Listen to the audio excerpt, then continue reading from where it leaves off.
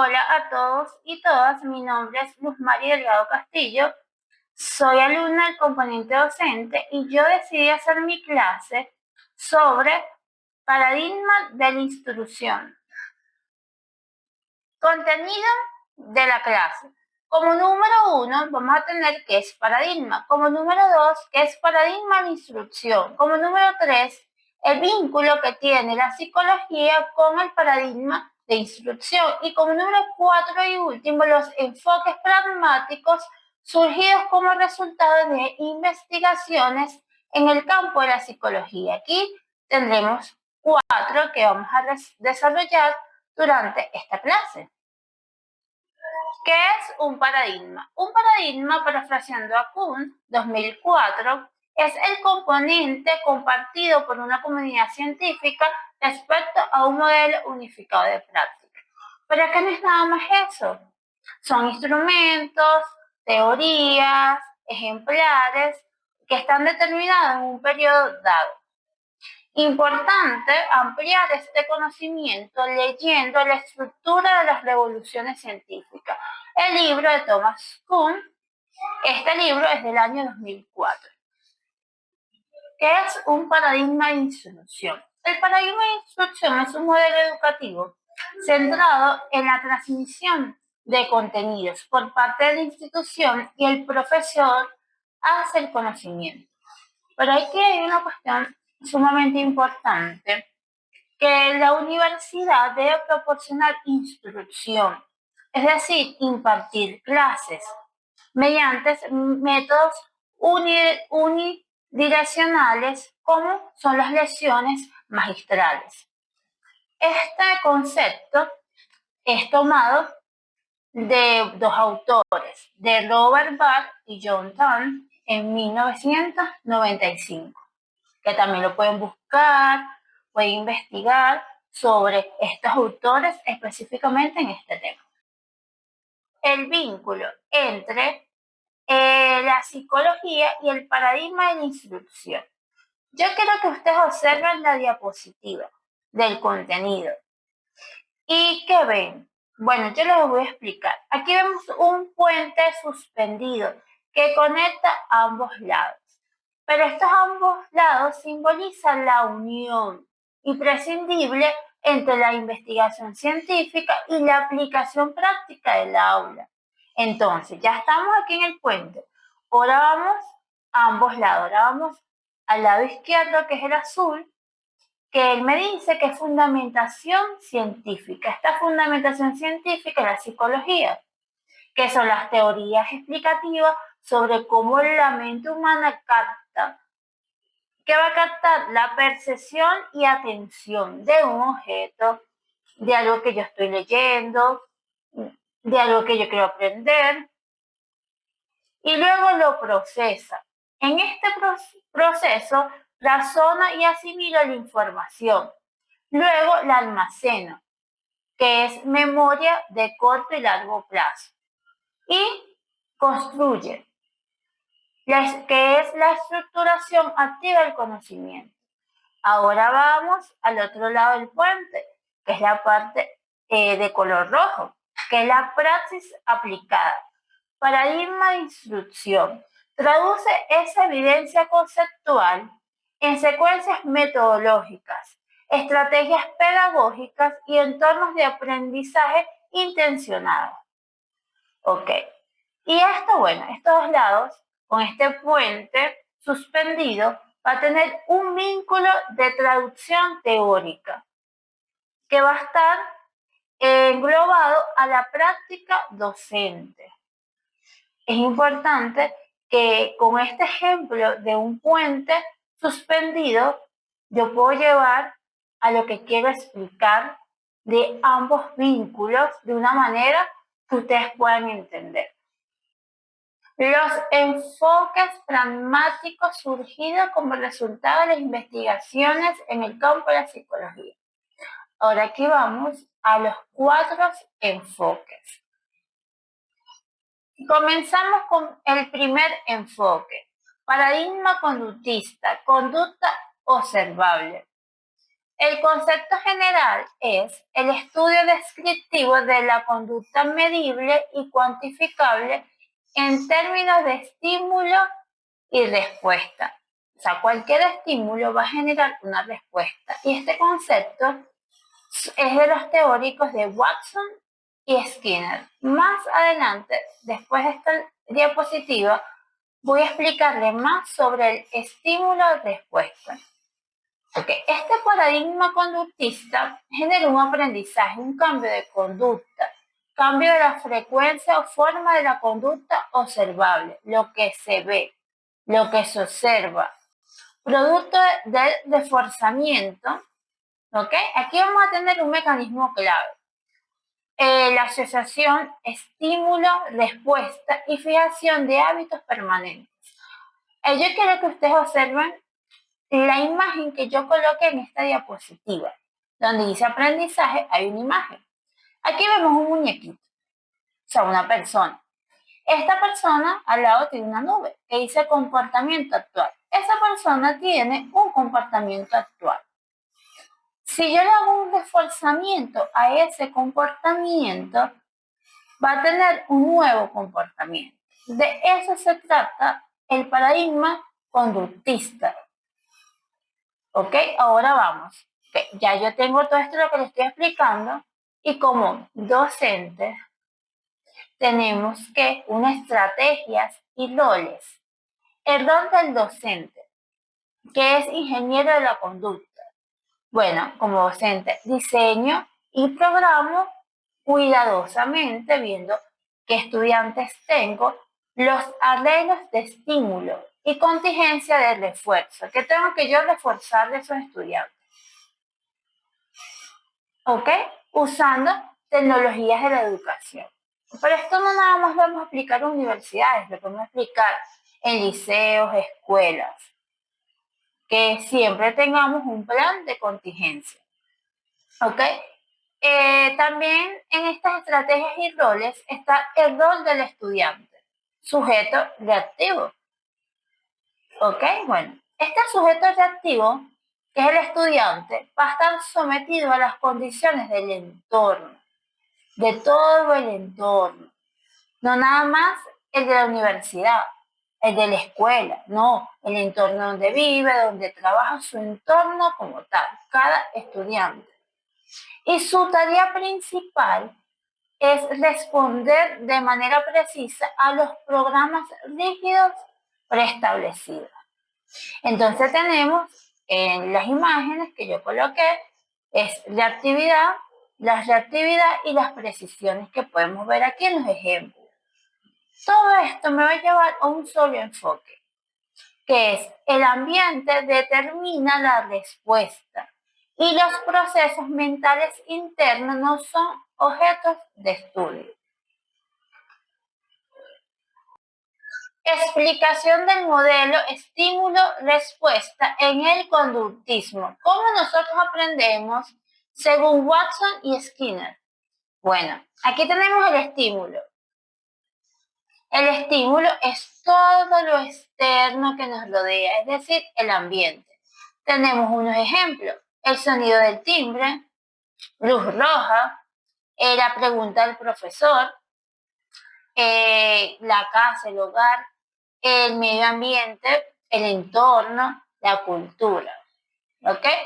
Y esto va a un aprendizaje que a través de la asociación. El aprendizaje es la vinculación directa del estímulo recibido y la conducta emitida, que va a generar una respuesta. La respuesta es la conducta visible tras recibir el estímulo. Yo recibo el estímulo y voy a tener una conducta visible que se observa, que levantarse, sonreír, contestar, y algo va a tener un razonamiento. Aquí tenemos un ejemplo. Abajo tenemos unos números. El primero dice estímulo, ok. El profesor muestra una tarjeta de 5 por 5, ok. Y el estudiante hace una asociación y responde en voz alta 25. ¿Ok? Quiere decir que la respuesta a lo que el profesor le está pidiendo. El número 3 que vemos abajo es el refuerzo. Es decir, excelente, está muy bien. Porque yo debo hacer un condicionamiento, que es el reforzamiento. ¿Ok? Genero un estímulo, yo genero una respuesta y yo lo condiciono. ¿Qué hago? Un halago, un premio, buena nota, excelente, eso es así. Este es el modelo estímulo-respuesta, cómo funciona y el ejemplo de una manera de profesor-alumno. Vamos al segundo enfoque. Paradigma cognitivo, procesamiento de la información. Aquí vamos a tener un concepto general, la mente como procesador activo. Surgido en los Estados Unidos, frente a todas estas limitaciones del conductismo, analizan cómo el sujeto construye representaciones mentales internas, esquemas, planes, conceptos para recibir, organizar, almacenar y recuperar información. Como vemos en la imagen, vemos la percepción, la organización, en la imagen que tenemos aquí. Abajo el concepto central. Este paradigma cognitivo va a generar un aprendizaje. ¿Cuál es el aprendizaje? Aprendizaje significativo, propuesto por Oswald. Ocurre cuando la nueva información que recibió se conecta de forma sustancial y no arbitraria con los conocimientos previos que ya tenía la persona, estructurados en la memoria del aprendiz. Vemos en la imagen de los cerebros un conocimiento previo, ¿no? Tenemos el cerebro con ese conocimiento y luego tenemos un cerebro, bueno, que este cerebro tiene significado, información, procesamiento, o sea, por eso es que lo ven así porque tiene todo esto. Ahora, pero nosotros tenemos que tener unos roles y metacognición. ¿Qué es el rol del docente? ¿Qué hace el docente? Es un facilitador y es una guía. Y como facilitador del aprendiz que diseña experiencias significativas, promueve habilidades del pensamiento e instruye en aprender a aprender. ¿Qué vamos a generar? Habilidades de pensamiento, aprender a aprender. Ahora tenemos unos roles del estudiante, que es un procesador activo y autorregulador. Este procesador activo de información, poseedor de competencia cognitiva de autorregular su aprendizaje y resolver problemas complejos. O sea, yo le voy a dar un conocimiento para que ese estudiante pueda resolver esos problemas complejos. Y aquí tenemos la imagen. Yo un procesamiento, lo planifico y está lo que es la metacognición. ¿Ok? Aquí lo podemos ver en la imagen. ¿Ok? ¿Qué me va a llevar todo esto? Bueno, optimizar la retención y compresión profunda. Tercer enfoque, paradigma psicogenético, constructivismo piagetiano. ¿Ok? ¿Cómo nosotros construimos el conocimiento? Bueno, mediante unos mecanismos que son los siguientes. Primero, una asimilación, que es la incorporación de datos. ¿Ok? Yo tengo nuevos datos y los voy a incorporar a un esquema actual. Esta incorporación me va a generar una integración de nueva información en unos esquemas mentales existentes, o sea, que ya estaban planteados así. Tenemos un segundo mecanismo que es la acomodación, que es reorganizar esquemas, una reestructuración. Tengo un esquema modificado con unas nuevas experiencias. Estas modificaciones de esquemas para responder a nuevas experiencias. Tenemos el último mecanismo que es el equilibrio. En la diapositiva pueden ver la balanza, que va a tener un equilibrio entre un conflicto cognitivo y una autorregulación. Se va a generar un proceso de búsqueda de balance tras el conflicto cognitivo. Esto está planteado por Jean Piaget. Nosotros vamos aquí a tener unas metas y métodos educativos. Meta educativa principal, desarrollar la autonomía.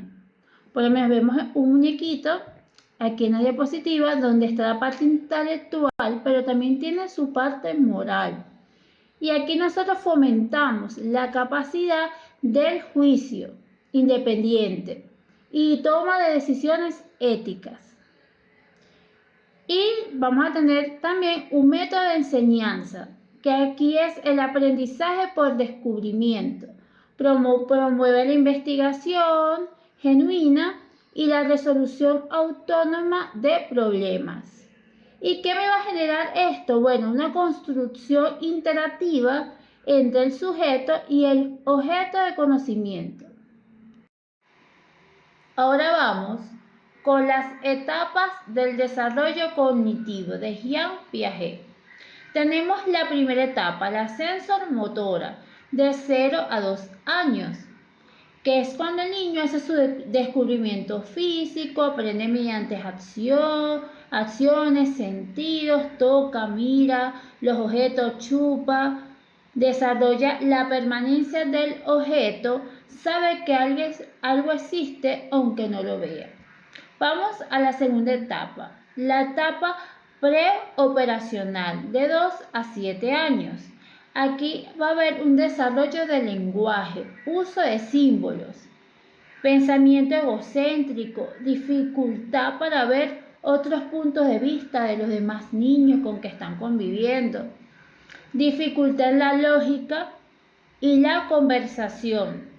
O sea, a lo mejor le va a costar la suma, ver la cantidad de líquido de los vasos como podemos ver en la imagen.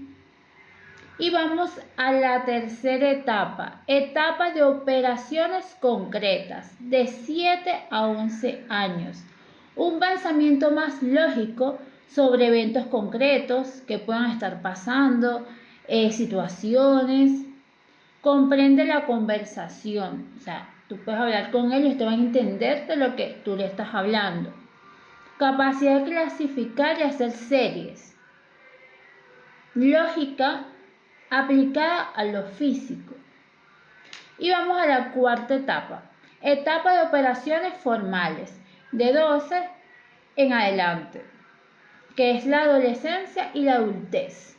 Tenemos un pensamiento abstracto o hipotético, razona sobre problemas futuros y morales, piensa sistemáticamente sobre todas las posibilidades. Y aquí es donde nosotros estamos, en esta etapa, y es la etapa de la adultez de operaciones formales, porque es a partir de 12 hasta la adultez, ¿no? Por eso cuando las personas quieren hacer un doctorado, más allá de otros estudios que hayan hecho y quieren seguir un doctorado, ya hacen una hipótesis de un tema.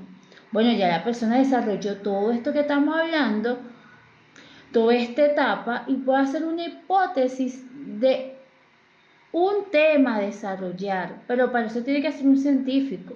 Eso es un ejemplo, ¿no? Pero es importante tener en cuenta estas etapas de Jean Piaget, porque ya hablamos anteriormente de él, ahora vamos a estas etapas. Y es importante que ustedes las investiguen y las lleven en su cotidianidad, con sus hijos, cómo la primera etapa se desarrolla, ahora cómo para la segunda etapa, cómo me veo yo como adulto en esta etapa, cómo veo a mi hijo adolescente en esta etapa. Es importante porque así como educadores ayudamos no nada más a los estudiantes, pero también nos ayudamos nosotros mismos, a nuestros hijos, sobrinos y en general. Cuarto y último enfoque, paradigma humanista, el ser holístico. Pero primero debo definirle qué significa holístico. Es una manera de ver y entender las cosas como un todo integrado y global. También tenemos que saber qué significa humanista. Es una postura o forma de pensar que pone al ser humano, su valor, su dignidad y su bienestar en el centro de todo. Ahora sí vamos con este concepto central de este paradigma humanista su visión integral e individual. Desarrollado por Maslow y Roger, concibe al estudiante como un ente único e indivisible, con necesidades afectivas, cognitivas y valorativas, que busca la autorrealización. En la diapositiva vemos una persona que tiene sentimientos, tiene pensamientos y bueno, tiene una creatividad para hacer las cosas, que eso tiene una valoración de su esfuerzo y su trabajo. Aquí tiene una autodeterminación, una libertad con responsabilidad. Aquí importante es la empatía y la autonomía. Aquí se va a generar un aprendizaje, que es el aprendizaje experiencial, que es significativo, vivencial, es lo que vive la persona día a día en su trabajo, en su ambiente, en su convivencia con otras personas. Se logra cuando compromete a la persona su totalidad, sus sentimientos y pensamientos, dentro de un ambiente libre de amenazas.